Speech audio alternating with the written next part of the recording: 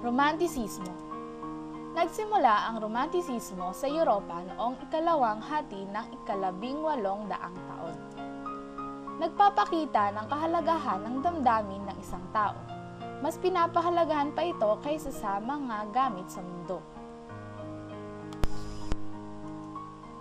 Romantiko ang tawag sa paraan ng pagsulat ng mga akdang pampanitikan sa panahong ito.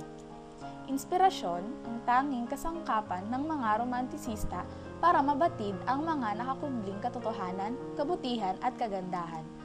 Pinaniniwalaan din na ang inspirasyon at imahinasyon ang tanging bumubuo sa pagiging totoo at maganda ng isang akda.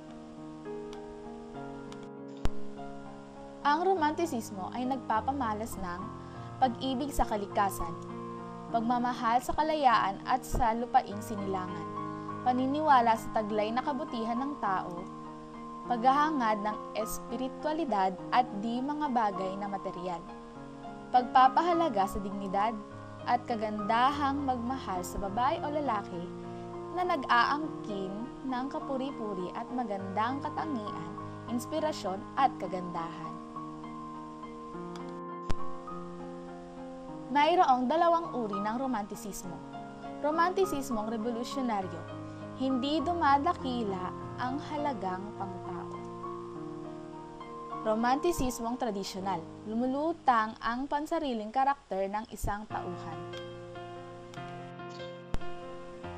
Halimbawa, Babang Luksa ni Diosdado Macapagal. Ito ay isang tula tungkol sa pag-aalala sa kanyang namatay na asawa. Realismo. Tumatalakay sa katotohanan sa lipunan. Madalas itong nakatuon sa lipunan at gobyerno. Karaniwan itong pinapaksa ay nauukol sa kamangmangan, kahirapan, krimen, bisyo, katiwalian, prostitusyon, kawalan ng karunungan at iba pa. Mga prinsipyong nais ipahatid sa tao ng mga realista. Walang hangganan ang pagbabago. Katotohanan ang una't huling hantungan ninuman. Hindi magaganap ang falsifikasyon ng tao sa realidad ng lipunan. Pagtatala ng iba't ibang mukha ng buhay. Halimbawa, ang ama, salin ni M.R. Avena. Ang ama ay tungkol sa pagmamalupit ng ama sa kanyang asawa at mga anak.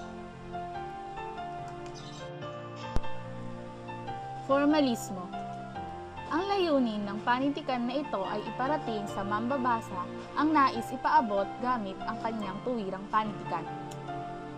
Tunguhin ng dulog na ito ay matukoy ang nilalaman, kaanyuan o kayarian, at paraan ng pagkakasulat.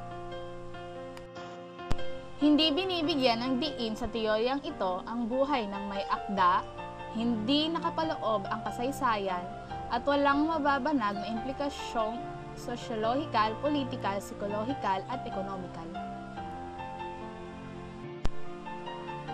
Halimbawa, pag-Islam, ang pagbibinyag ng mga Muslim, salin mula sa Ingles si Elvira B. Estrabo. Nilalaman ng sanaysay na ito kung paano binibinyagan ang mga Muslim, mga paniniwala at ang kanilang mga seremonyang ginagawa.